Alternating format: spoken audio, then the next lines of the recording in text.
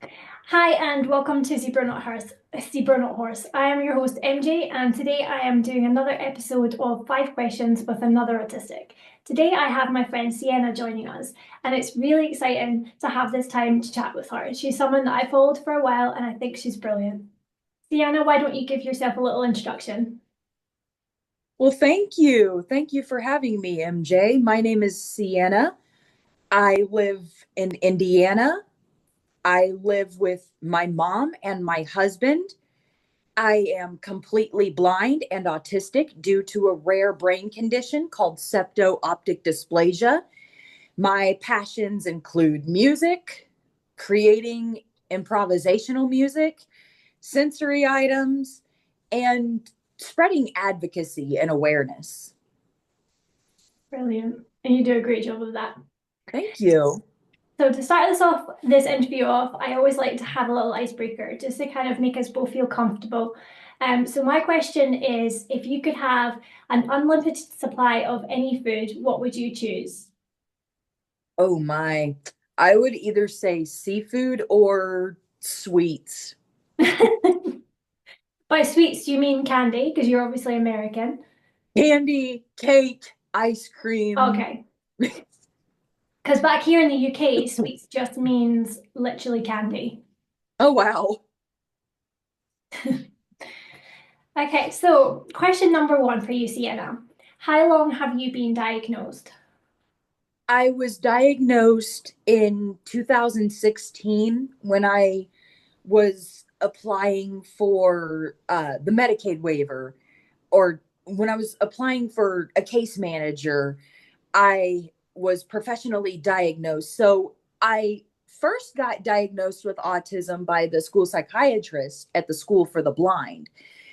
And then later on, when I was doing vocational rehabilitation for the blind, they noticed that I was moving around a lot in my seat.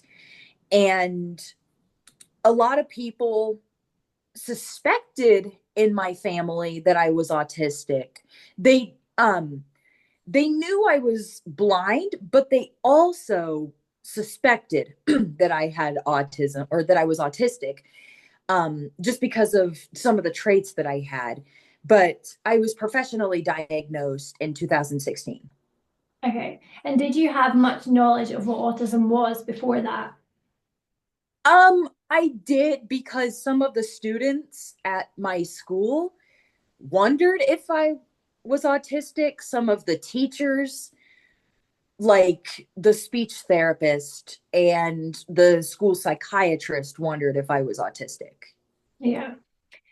So you weren't aware of this as a child, and it's more later in life that you found this out. That seems to be the Right. case for so many of us. Yes.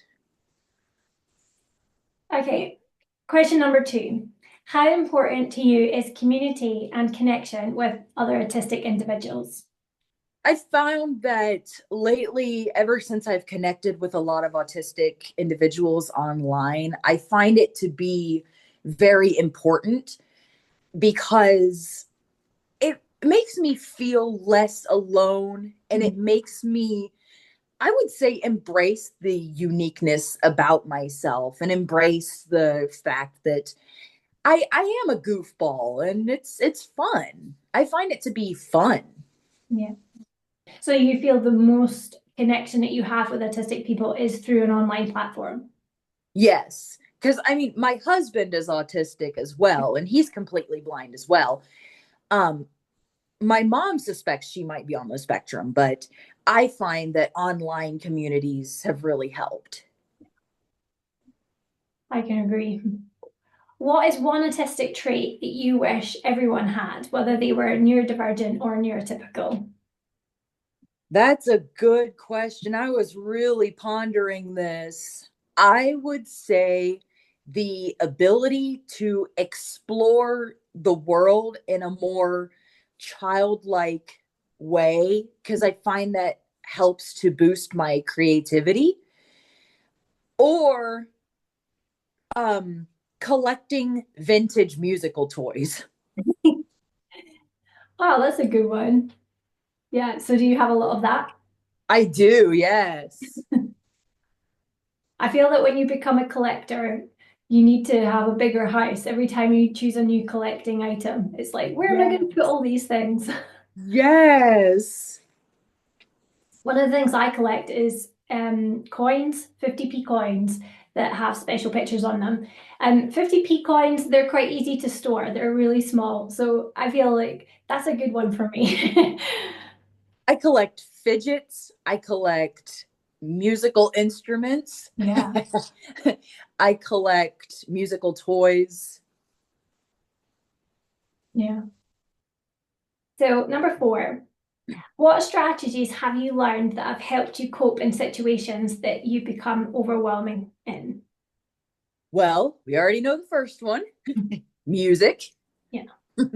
creating creating improvisational music, whether that comes from my hands or my voice. Music therapy, Mhm. getting outside in nature, swinging, fidgets and other sensory items, Mhm. the brushing, using brushing, which is a soft, you just use a soft surgical brush or even a silicone brush, and you just brush it on your arms, your back, your legs. And it helps me to feel more, it's almost like a massage. Yeah. I have to say, Sienna, you have introduced me to brushes. When I watched your video, I was like, I've never thought of brushes in this way before. And I have a cat brush that has one side really prickly and one side it's really soft. And I've noticed Uh-huh. how much I like brushing my hand with it. Yes. Yeah.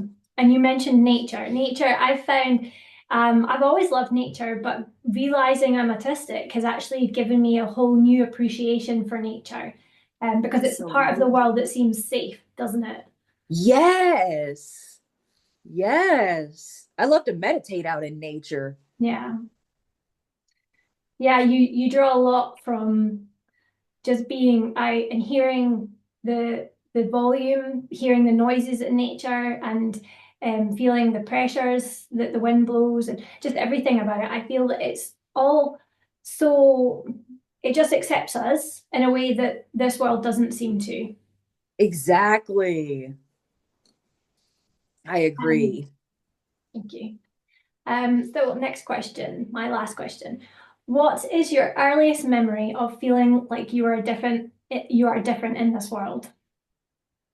That's a good question. I would say I I think one of the biggest ones is the fact that I cry. Like that's my main go-to when dealing with intense emotions Okay. is crying.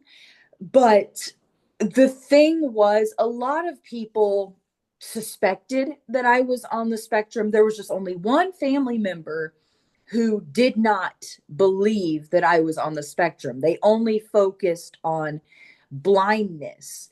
Um, But looking back, I realized that, I mean, I wasn't what people would label me as.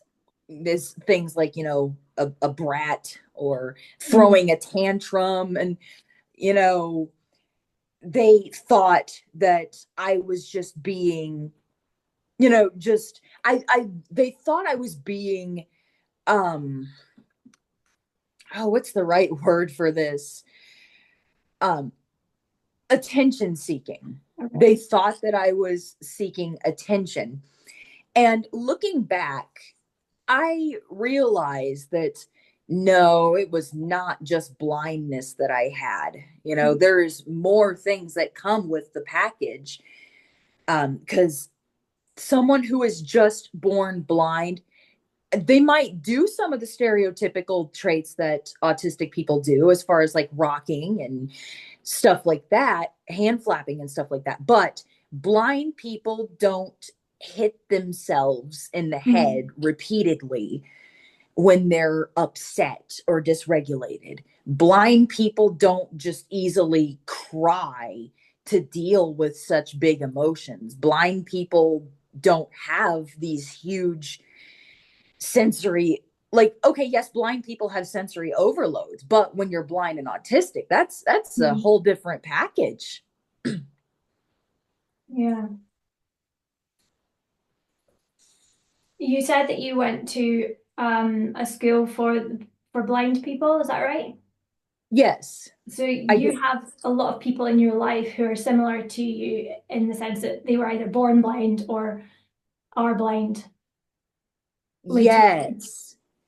And And a lot of the other people at school also had other conditions. I feel okay, like I feel like a lot of the other people at the blind school were also autistic or had okay, some other. that's interesting. Yeah. Um, I feel like because you had something that you were born with, your blindness, that is like how do I say this? It's like an obvious difference about you. Right. So your autism almost had to it wasn't as prevalent maybe when you were little because like you say you had relatives that only seen that part of you. So as a fully like an adult now, knowing different elements of who you are and have learned along your journey, okay, there's more to me than just being this, or this. I'm just all of this. I don't know, does that, I guess it makes you more excited to be an advocate because you know more about yourself. Is that correct? Yes, it really helps me to embrace the advocacy of, sharing myself and sharing the good things and the struggles. Yeah. And knowing that you can make a difference because someone else relates to something that you say. Yes.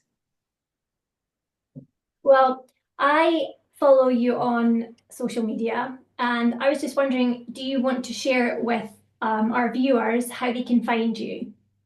Absolutely. So you can look me up on YouTube at the Sensational Sienna Price. And my Instagram is the Sensational Sienna Price. Sorry, I just want to say this name, Sensational Sienna Price, I think it's wonderful that you've owned it because it's come from our friend Hunter, right? Yes. So let's shout out to Hunter, amazing. Such a If you want to check his sweetheart. channel out, it's Imagination Lives. He's a really good friend of ours, and he called Sienna the Sensational Sienna, and I love that you have owned that. Well done, girl. Thank you. I feel it because I looked up what sensational meant and I really started to embrace it. Yeah, you are sensational. You're amazing. Thank you. And I love that we have Just become friends, and there's other people yeah. in our community that we really care about each other, and we are interested in how we're doing, kind of daily, and we follow each other's journeys. I like that. Right. Um, And yeah, sorry, on you go. um if anyone does follow me on Instagram, um just message me letting me know that you found me through MJ's channel. I'm not sure how many followers you're going to get from me because my following's so small myself, but it would be Same great, here. great if you could get a few extra. Sienna's YouTube and Instagram is amazing. She talks about meltdowns, sensory sensitivities, experiences, dealing with sickness as an autistic person. She loves to talk about nature, swinging, and her music. She often shares her joy of music with us. So check her out because it's just, Absolutely. I'm not a musical person, I'm not musically talented, but I can appreciate music from other people. And Sienna is definitely someone who tunes into that part of her life, and it just brings her so much joy and life. And I love sharing videos about music therapy and like some of my music therapy sessions. Yeah, brilliant. Well, thank you so much, Sienna, for being with us today. And like I say, check out her online profiles if you want to give her a little follow. Thank you. Yeah, I'm glad we did this. Yeah. Okay, Sienna. Thank you. Thank you so much. Thank you. You're welcome.